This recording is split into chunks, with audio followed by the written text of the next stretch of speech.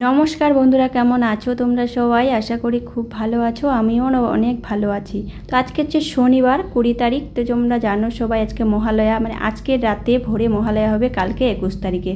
তো সেটা রবিবারের, মানে আজকে শনিবারের ভোরে রবিবারেই পড়ে।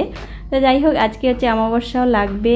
আর যেহেতু শনিবারে তো নিরামিষ খাই আমরা। এদিকে বাবা স্নান হয়ে গেছে, সকাল সকাল পুজো দিবে আর আমি রান্নাটা সেরে নেবো। আর দেখো এই আদা গাছগুলো দেখো আমার মাথা ছুঁয়ে ছুঁয়ে, মানে এত বড় বড় হয়েছে কি বলবো, তোমাদেরকে দেখিয়ে দিলাম একটু। আর এই আদাগুলো যেহেতু আদা বোনার পরে কিন্তু আমরা কিনেই খেয়েছি, এখান থেকে কিন্তু আদা উঠিয়ে খাইনি এখনও। তো আজকে ফার্স্ট টাইম আদা নেই।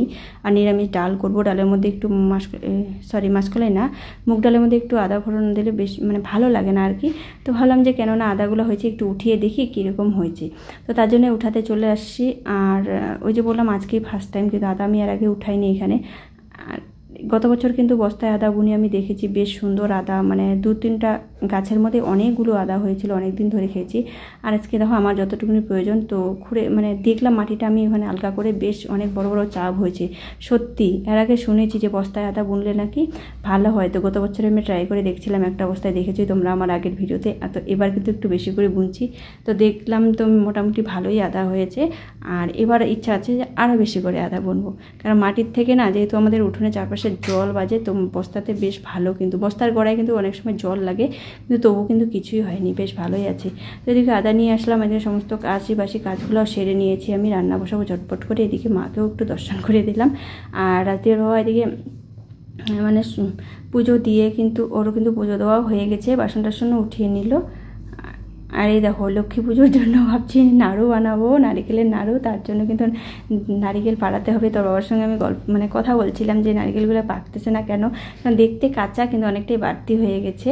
আর এই দেখো দুটো করে, যেহেতু আজকে বড়ই মহালয়া, তার জন্য কিন্তু আমি আস্তে আস্তে দেখো কৌটাকাটি ডামডুমগুলো আস্তে আস্তে ধুয়ে নিচ্ছি। আর এই দেখো নিজের হাতে পর্দাটা আমি শিলে তোমাদের সঙ্গে বকবক করতে করতে এখন কিন্তু বাজে সন্ধ্যা 6টা। আর রাজদীপ রণদীপ তো ভীষণ আনন্দ, তার কারণ এই সন্ধ্যা 6টার পর থেকেই কিন্তু মানে চারদিকে বোমের মানে ফটকার আওয়াজ, মানে এত আওয়াজ কি বলবো, সারা রাত ধরে মানে ফটকা মানে ফাটানো হবে। মানে জানি না আমি কি বোম ফাটাই, ওগুলো চকলেট না লঙ্কা বোম। তো রাজদীপ, কারণ এদের এটা যেহেতু ছোটো আছে, তো এখনও লঙ্কা বোম মানে চকলেট বোম দেওয়া হয় না, ওই ছোটো যে ঢিল বোম লঙ্কা বোমগুলো, তো সেগুলাই। তো আরও নিত্য নতুন নাকি বোম বাড়াচ্ছে, কী বলে বিড়ি বোম, তো ওরাই বলতে পারে। তো তার জন্য ওরা ভীষণ মানে আনন্দ, ওরাও কিন্তু এতক্ষণ ধরে বোম মানে উঠানের মধ্যে বাজি ফোটাইলো। তো যাই হোক, এবার বলতেছি যে যাই হোক এখন রাত হয়ে গেছে, এখন আর ফোটাতে লাগবে না। আর চারিদিকে এত শব্দ না কি বলবো তোমাদের, কারণ আজকে ভোরেই সারা রাত ধরে মহালয়া, মানে সারা রাতের পরে, হ্যাঁ আজকে ভোরেই কিন্তু মহালয়া হবে।